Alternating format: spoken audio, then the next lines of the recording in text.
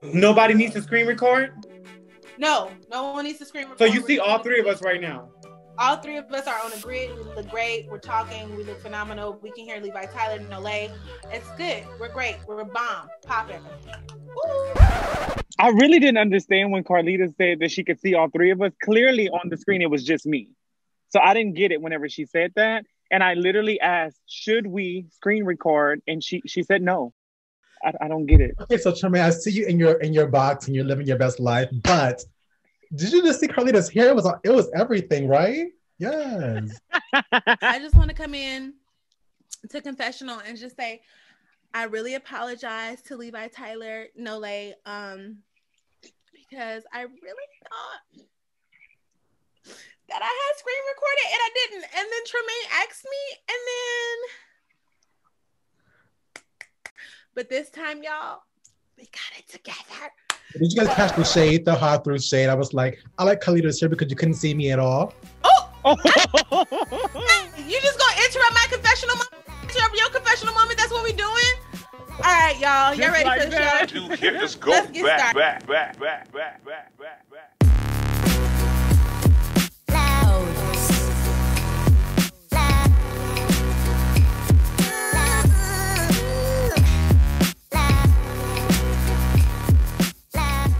Hey everybody, and welcome back to Let's Talk. I am your host, Carlita D. Leonard, and I hope you all enjoyed the first episode. I am going to introduce my wonderful co-hosts, and I know you guys saw them you kind of saw, well, you saw one of them last time, but that's besides the point. We have grown in a week, y'all. So I'm just so excited to introduce. First up is Tremaine Collins. Yes! And next up is Levi Tyler. Hello. Hello. Can you see me? Can y'all see him? Can you see him? No. First up, I want you. Yeah, we can hear y'all. They cannot see y'all right now. Y'all shh. Okay, so y'all didn't even hear them. So before we jump in, as we always do, I'm gonna tell you the vision because I want this vision to be drilled into your heart. So when you walk around and you are being the light on the of the world, and you are a city set on the hill that cannot be hidden, you actually know what you're walking around with. So with that being said, I am going to read you our wonderful vision statement and let you know what's really going on here at Row One. Row One is all about fun, love, and authenticity and accountability. We envision a world that impacts others and trust others to know that they matter with fun, love, authenticity, and accountability. Here on Row One Talks, I want to break down the notion that Row One is inaccessible, because it is. The people that sit on Row One at your church are just like you. The Bible says that we are all filthy rags. So no one at your church is better than you. So we're breaking down that notion right now. We're going to have a candid conversation with my Row One counterparts, Levi Tyler and Tremaine.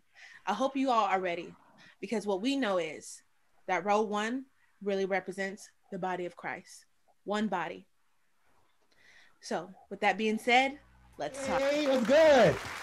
Hey, y'all. It's so good to see you, Levi Tyler. Good. I mean, is this what you look like? Okay. I mean, hi. Oh, sorry. Hi. So I'm just so excited that we are here today. Our first episode was so good. We talked about so many good things, but something came up for me, you all, and we're just going to jump in on this conversation right here. Let me just take out my Row One journal. Everyone, listen, let me tell y'all something. If y'all don't have a journal for this particular talk show, for this particular show, I'm telling you right now, you need to get your journal out. And we're dropping nuggets, we're dropping dimes, we're dropping things that you are going to want to take home with you and keep in your heart, honestly. Yeah. So with that being said, let me jump in.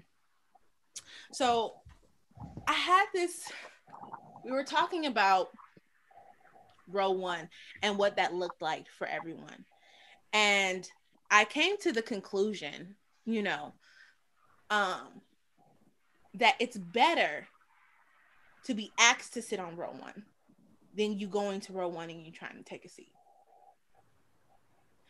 And I was thinking about it, and I had to go ask God for clarity on that notion. And in Luke 14, verses 8 through 11, it reads, when someone invites you to a wedding feast, do not take the place of honor, for a person more distinguished than you may have been invited. If so, the host who invited both of you will come and say to you, give this person your seat. Then, humiliated, you will have to take the least important place. But when you are invited, take the lowest place, so that when your host comes, he will say to you, friend, move up to a better place. Friend. Friend, Yes. move up to a better place. Then you will be honored in the presence of all the other guests.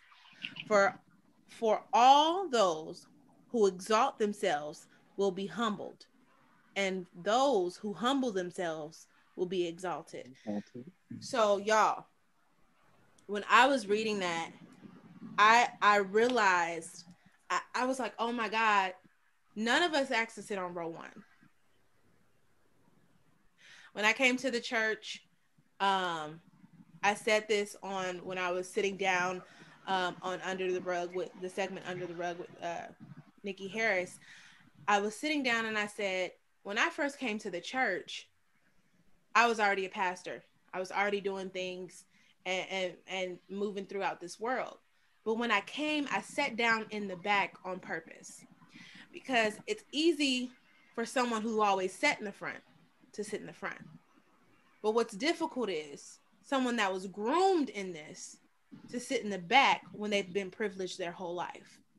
So I told God, if he wanted to move me to the front, not because of my birthright, but because he actually had a word over me, and that it was called, I wasn't just born into it, but I was born with something already in me that said I deserved the seat. Mm-hmm. Not that you were born into position, because some people are given position because of their birthright, but understand that when you have an understanding of what you were born with, so it's two different things. And I hope I'm making it clear for everyone. When you're born into position, I was born as a bishop's kid. So I was born into a place of position, but the calling on my life solidified my position. It made me qualified. Amen. And so with that, I have an understanding that just because you were born into a situation doesn't necessarily mean you're called for that situation. Mm-hmm. So you have to differentiate, God, where do you need me? Mm-hmm. So when I moved to LA, that was me going, God, if this is you, move me. Mm-hmm. Mm-hmm. And if it's not you, I'm cool sitting in the back. Mm-hmm. And as I sat there, it went from, I never asked for a position in the church. It went from gatekeepers to the prayer ministry to me just sitting, on the front row. I've even tried to move from the front row, and the executive pastor was like, hey, friend, you can't sit there. You got to sit in the front. And I'm like, oh, amen. And because the row one doesn't entice me, because I view every seat in the church as row one. Mm-hmm. So we want to help those at home get over the notion that sitting in the back, sitting in the lobby, sitting in the parking lot is not being a part of the whole congregation. So let's jump in and let's just have a conversation, y'all. I love that. I love what you just said too, because I love the whole idea of being born into this lifestyle. But even the fact that you sat in the back is a privilege.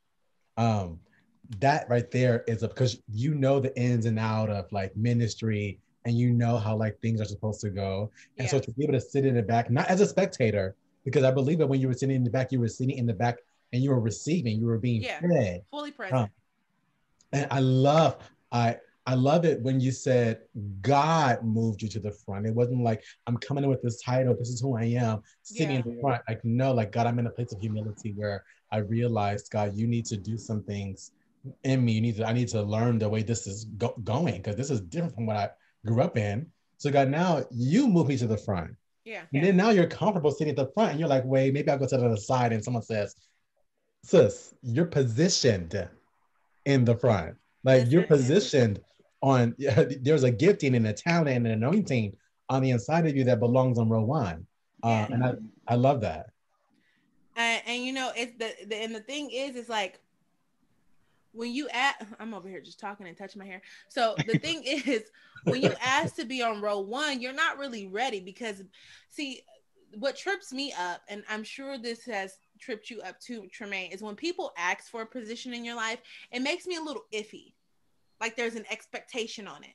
You know what I mean? Versus, you know, knowing that you deserve the promotion. There's a difference. It's like knowing I Yes. deserve the promotion and I need to be promoted, and then like being thirsty for it. Yes, yes. You know, even on, I'll jump over to my job because on my job, I would always say, like, God, I want a job that wants me. Like, I don't want to have to, like, Yes. okay, so if you have to apply for the promotion, it's like, did I really get promoted or what happened? Versus last year, yesterday was the 1 year anniversary where they came to me and asked to promote me. Like, they were like, we have this new position, we want you to be in it. So it makes you feel better whenever you know that you have to apply for that.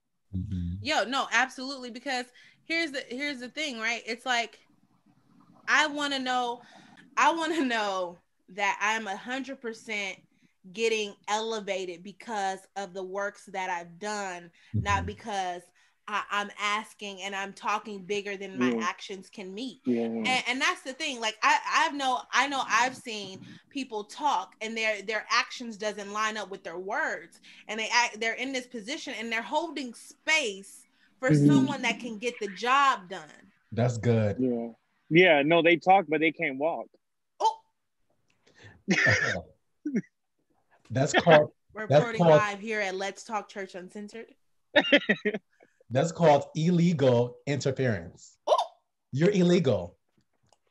Go away. You don't have a license to be here. You're illegal. Did anyone tell you? Go home. Go home. It's like, you know, when you try to sneak out, it's like you done snuck into my position and you didn't even ask for permission. Like you done got into my whole entire lane. And first of all, if you were to like open your eyes and realize, and see, this is the whole thing about sitting down. This is the whole thing about sitting down. If you sit down long enough, how we were talking about God will reveal, we were talking about Noah and like how he just sat and he walked with God. So he got a download that no one else could get because he was doing something that someone else wasn't doing. He was focusing on the main thing. If you focus on the main thing and keep the main thing, and stop worrying about what everybody else is doing, just look at you, then he will download to you what you need to do. Not what you need to do better for somebody else. See, there is multi-talented people. See, and I am a multifaceted person. I can do pretty much every job in the church. From back of the house accounting to parking cars and at the lot. I've done it all. So it does not, and as a leader, you should have been at an array of jobs in your church or an array of jobs in your field. Why? Because you should never need the person you're hiring. You should need them so you could have space and opportunity to do what you need to do and move and elevate yourself. That's good. When you get a job, you should be working yourself out of that position. Tremaine is in a job right now, but I don't see him in this job next year because I believe that he's going to work himself so good out of this position that they're like, okay, well, you can't even handle this anymore. It doesn't even fit your criteria. Come on. So, and same with Levi Tyler Nole. What I see is I've been handling this, but what I understand is, okay, God gave me this, so now it's time for me to start working out of this. Yeah. See, you get a job, and what happens is you get comfortable. God did not give us a spirit of complacency. Oh, he didn't. He did not give you a spirit of complacency. Peace, love, and a sound mind is what he gave you. Now, in the midst of your storm, you should have a sound mind. You should have peace and understanding, but you should not have complacency. Your boat is still moving. Yeah.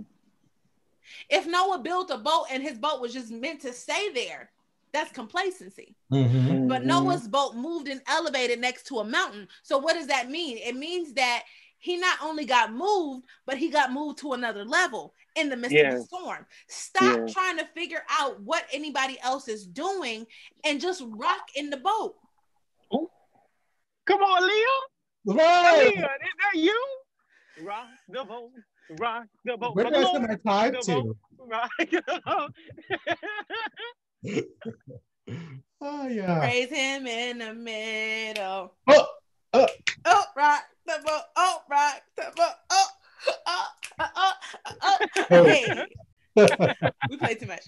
Okay, but no, for real though, and that was the distinction I got the other day. So, and this is the question I got out of that conversation yesterday. Are y'all ready for this question? Y'all ready to answer? Let's I don't know if you're ready to. I don't think I'm ready, but let's go. So the question is, if you know that God gave you a list of people to get on your boat, and those are your storm riders, they are riding with you in the midst of your storm. What happens when you've let a person on your boat that is meant to be the cause of your storm?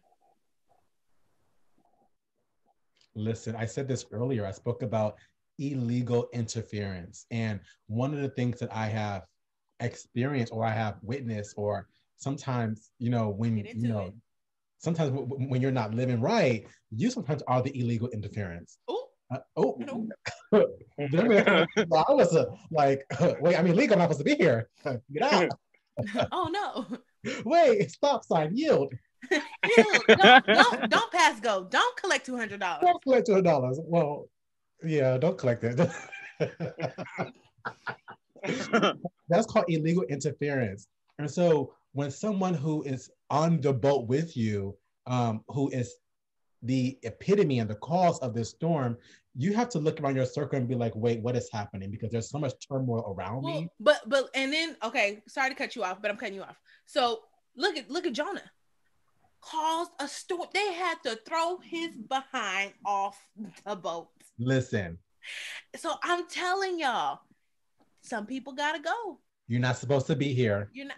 How did you get here? Nobody's supposed to be here on my boat. Oh my goodness. No, we were talking about this earlier because I was telling Levi Tyler that God was giving me my vision for 2021 for my life. Yeah. And there's a handful of people that I gotta let go. Literally, we were just talking about a handful. Yeah, it's about a handful. But I don't play around about my life. So if I see that you're causing some disruption, I don't play around about my life. Okay, I don't play around about it. And before I get real ghetto and hood with you and, and start doing the lean down and the jailhouse pose and all that, I will go ahead and let you go. Because I ain't doing all that, So before you catch an SJ Arlene in your spirit. That's what I'm saying. Before I do that. But we was just saying that I got to let people go. And it's hurtful. It really is a hurtful thing to have to do because you actually love these people because they're in your reason for a life. I mean, for a reason. Wait, no. they're in your life for a reason. They're in your life. They're in your life for a reason because you love them, So to have to let them go, it's very hurtful. But not everybody's happy for you.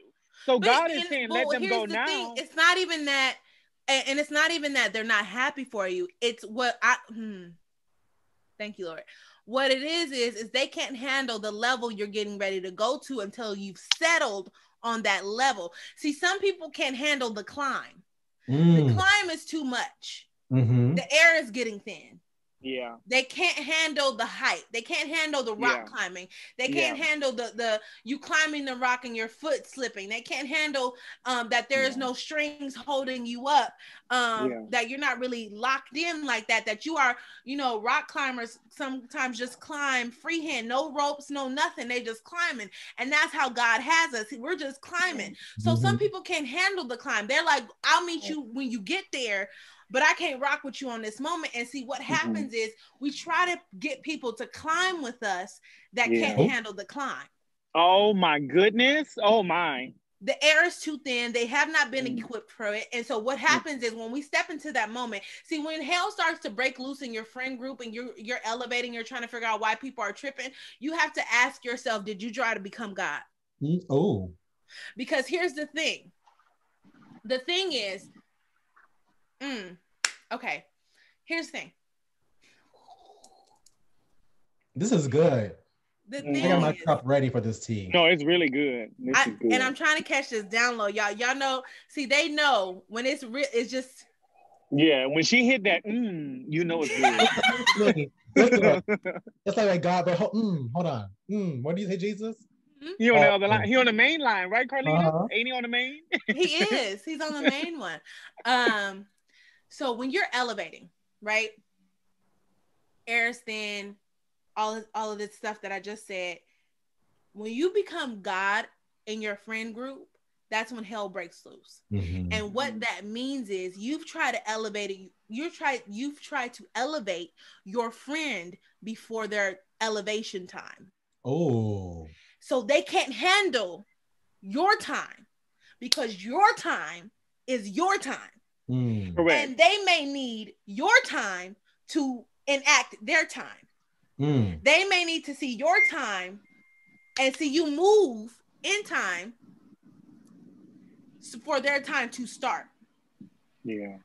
I hope I said that how No, I that was actually that was good. Yeah. Yeah. It was good. One of the things that you said though too that is like piercing me right now is you got a whole timeline. They have a whole timeline. God have a whole timeline. And although I'm supposed to be there, and I hate not that I hate, but I'm sorry for keep using this language. And it's I'm learning about biblical legal languages in this season. So speaking about biblical legal languages, you can prematurely walk into a season that you have not been licensed for. Which you can what? Go. You can what? You can prematurely. That's what I thought you said. Walk into a season that you don't have the license for, which will initially, which will make you illegal for that season. Work out your time that you're in. Work out this season. There's some things in this current season that God's trying to work on the inside of you. Yeah. And yes, there are some people who are on the ship with you, which you're going to have to evaluate. Mm-hmm. And that's the thing. You have to take an evaluation. Mm-hmm. See, when an inventory. We talked about Noah last time, and we're talking about it a little bit now. But I want you guys to press it. Hey, Noah. I want y'all to press into this fact, right? Levi Tyler mentioned how he got on the boat and God was like, close the door. See, but Noah never closed the door. He got on the boat. God closed the door. You're over here trying to figure things out, and God just told you to get on the boat. Mm-hmm. You're trying to figure out where the lock is, where the latch is. None of that was even in the wheelhouse. God closed the door. Oh. And you're trying to open the door. Oh. So in our friend groups, that's what breaks out. That's why hell breaks out. One, you're trying to elevate a person before their time. And then you're trying to open a door that's not ready to be opened. And then now there's turmoil, there's rift. Now you need reconciliation because you were outside of your wheelhouse. You stepped out and tried to become God in that moment. And you have to realize, I need to step back. What did God give me? It's that whole thing. What God gave me, I'm worrying about it today because tomorrow is not promised. So everything he gave me today, I'm handling that today. And that's where we are with that. You cannot push past your today and think that you can handle what God gave you today, tomorrow. Yeah. Get it all done today. Make space today. Oh. Yeah. For today. Yeah. Tomorrow has its own worries. Amen. Yeah. So, yeah, y'all, that was, listen.